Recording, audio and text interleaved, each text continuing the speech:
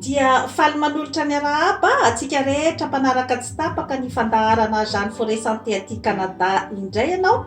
Ny horesantsika an'io zany a dia ilay hazo mahagaga dia mahagaga izay hita ao Madagasikara, aty Amerika Latina ary any Afrika ity karazan-kazo ity izay antsoina koa amin'ny hoe arbre miraculeux na ny arbre de vie, fa ny tenako manokana moa zany dia miantso azy hoe arbre du bonheur satria dia mahasitrana aretina maro dia maro zany io karazan-kazo io. Ny terme moa zany aloha dia hoe misoroka aretina maro dia maro, ka moringa olifera zany no anarany amin'ny terme biolojika zany. Ary io azo io zany dia misy otrikaina maro dia maro mihitsy zany toy ny calcium zany, izany hoe raha ohatra atao zany ny tombatombana dia amin'io azo atao hoe moringa io zany dia misy 7.1 na 17 fois zany ny calcium izay hita ao anatin'ny ronono, ary misy 1 na 10 fois ny vitamine A izay hitatsika ao amin'ny karoty, ary misy 5.1 na 15 fois ny potassium izay hitatsika ao amin'ny akondro, ary misy 5 na 9 fois ny protéine hita ao anatin'ny yaourt, ary 25 fois na 5.1 indrindrandrindra zany ho an'ny vehivavy izy ity ny fer ao anatin'ny épinard na ny anamaitso izany. Dia misy ny atsasaky ny vitamine C izay hita ao amin'ny voasary, ary dia misy ny 4 zany na 4 fois ny chlorophylle izay hita ao amin'ny anamaitso. Ka ohatraohatran'izay zany ny zavatra entin'ity azo atao hoe moringa ity. Any amin'ny faritra Atsinanana moa zany izy dia antsoina hoe anagnambo. Inona sinona daholo zany ireo karazana aretina izay sorohan'ny fihinanana ny moringa zany, satria dia zavatra tsara hoanina isan'andro zany ity moringa ity, ary dia ny aty amin'ny firenena vaventy toy ny Amerika Avaratra, ny Eropa sy ny sisa zany dia efa mampiasa an'ity karazana planty ity daholy, ka izay indrindra no antony amelabelarako amintsika malagasy, satria dia manan-karena zavaboary isika malagasy, ka tokony hojerena akaiky zany ny momban'izay. Ka inona sina daholo zany ireo karazana aretina zany izay sorohan'ny moringa zany. Izy ity moa zany dia tsara ho an'ny ankizy mianatra, ho an'ny sportif, ny antitra efa marefurefo, ary ny zazakely. Izy io zany dia manampy betsaka amin'ny harerahana, amin'ny tsy fahampitsakafo ny olona izay marefo dia marefo zany rehefa avy narary, toy ny hoe ny convalescence zany. Dia ao ihany koa ny maladie cardiovasculaire toy ny hypertension artérielle, ny diabeta, ary indrindrandrindra koa zany dia manamaivana ihany koa zany ny fitrangan'ny Alzheimer na ny tsy fahampian'ny fitadidiana zany eo amin'ny olona antitra. Dia mampiakatra ihany koa ny akingan-tsaina na ny capacité intellectuelle izy io, ary dia miady ihany koa zany ho an'ireo olona izay matavy zany hoe manampy betsaka zany amin'ny fanahazam-batana izy nefa tsy mandreraka. Ahoana ary zany miady amin'ny anoanana kanefa mampahy, izay indrindra no mahatonga azy hoe arbre miraculeux satria dia mahavita zavatra betsaka satria mitondra otrikaina maro izy zany a ka dia afaka mitsabo zany a ny an'ireny karazany zavatra izay mitranga amin'ny vatantsika olombelona dia eo ihany koa zany a ny hoe mandio izy zany a ny rein na ny voa mandio ihany koa ny foie na ny aty zany ary dia manatsara ny taovam-pandevonankanina ary manala an'ireny rivotra ao amin'ny kibo ireny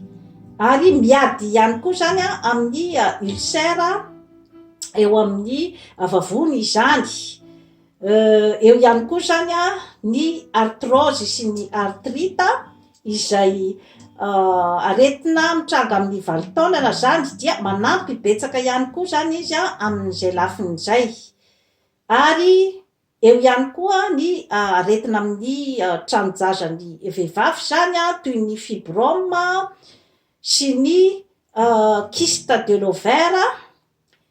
sy ny cancer maro samihafa zany hoe miaro zany amin'ireo karazana aretina ireo zany ity moringa ity ary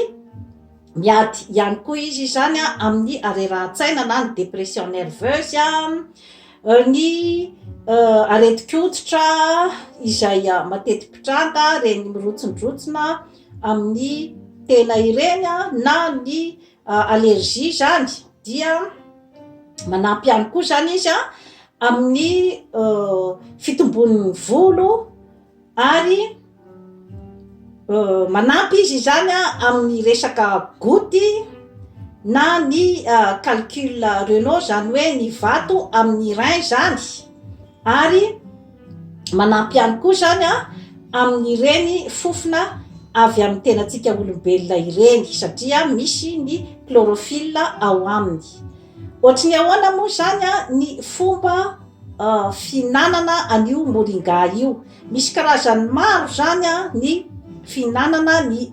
moringa satria dia azo hoanina ohatra ny fakany dia azo hoanina koa ny voany ary ny raviny zany ka matetika zany ny raviny no tena hoanina zany ary io zany no tena misy otrikaina betsaka indrindra ka raha ohatra zao aty ampitan'ny ranomasina zany mba hoentina hitahirizana azy dia amainina zany ny raviny moringa ka dia izay no ahafahana mitahiry azy amin'ny alalan'ny poudre zany na atao ihany koa zany izy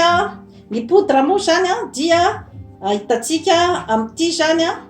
ny poudre ny moringa izay amidy atao amin'ny Jeanne Forêt Santé afaka mandeha ao amin'ny Facebook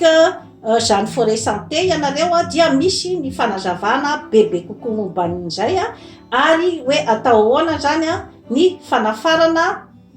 an'ireo karazan-javatra ireo zany rehefa teny kamandy atao amin'ny Jeanne Forêt Santé dia misy ihany koa zany ny poudre izay atao anatin'ny boaty ary dia misy ihany koa zany ny toromarika rehetra amin'ny fomba finanana azy. Misy ihany koa zany ny hoe amin'ny feuille zany hoe ny raviny izay no amainina zany ohatran'izao ny paosiny rehefa hoe ravina namainina dia ny gélule moa zany dia ohatran'izao zany ny paozin'ny gélule satria maro dia maro zany ny olona izay tsy tiany tsirony moringa indrindrandrindra moa zany ny canadiana dia maro ny tsy tiany tsirony moringa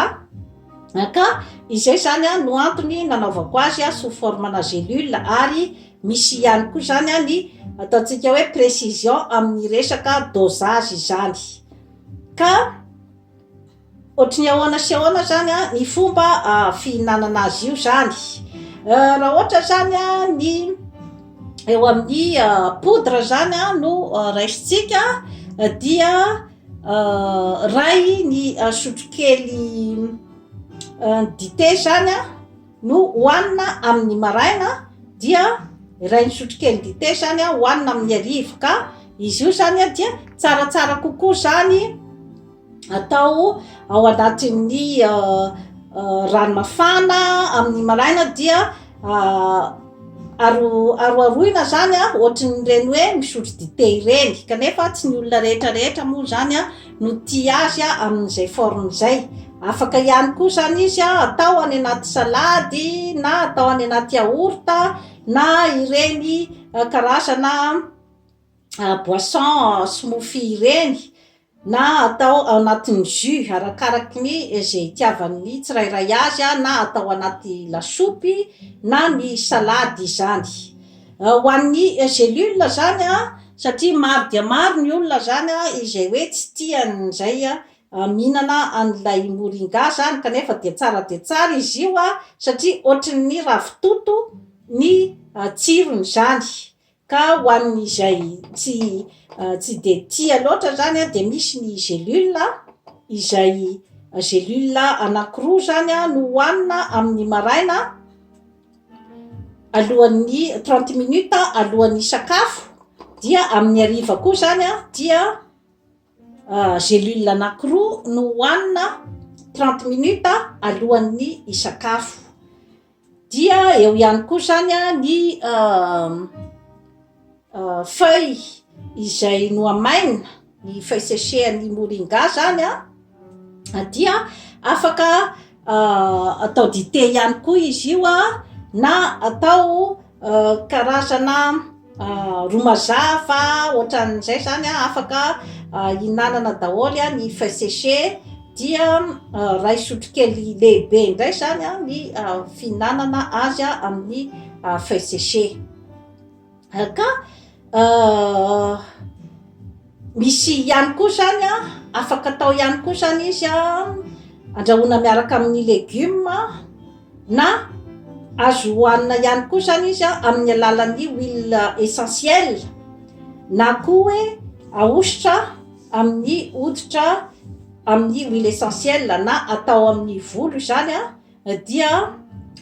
mahatsara ny fahasalaman'ny volo ary mahatsara ny fahasalaman'ny hoditra. Fa ny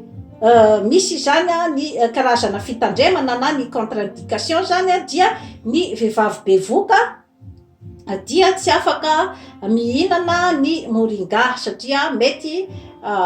mampisy raha mandeha zany na mety mahafajaza mihitsy zany amin'ny vehivavy bevoka dia mila mitandrina ihany koa zany amin'ny olona voan'ny diabeta type 2 izay efa mihinana insuline ohatra izy na mandray an'ireny comprimé mampidina ny glycémie ireny dia izay no ilana ny gelule zany hoe gelule anankiray amin'ny maraina dia gelule anankiray zany amin'ny hariva satria mety mampisy ny hypoglycémie zany ny fihinanan'ny olona efa diabetika mandray insuline na mandray an'ireny comprimé mampiena glycémie ireny raha ohatra ka be loatra ny doziny. Dia ny olona izay mandray anticoagulant koa zany dia tsy tokony koa hihinana ny moringa. Dia misy zany aloha rehefa mandray azy amin'ny voalohany zany ianao dia tsy tokony atahotra fa mety mivalana na mararirary kibo kely zavatra normal zany zavatra zany satria izy mandio ny ao anatin'ny tsinay zany fa rehefa manomboka zatra ianao zany mihinana azy dia tsy misy intsony izay karazana fiseho-javatra izay. Dia toy izay sy toy izay indray tompoko lahy sy tompoko vavy no azo atolotra anao anio manaova abonnement amin'izany forêt santé aty Canada fa hanatsara ny fiainanao. Bye bye.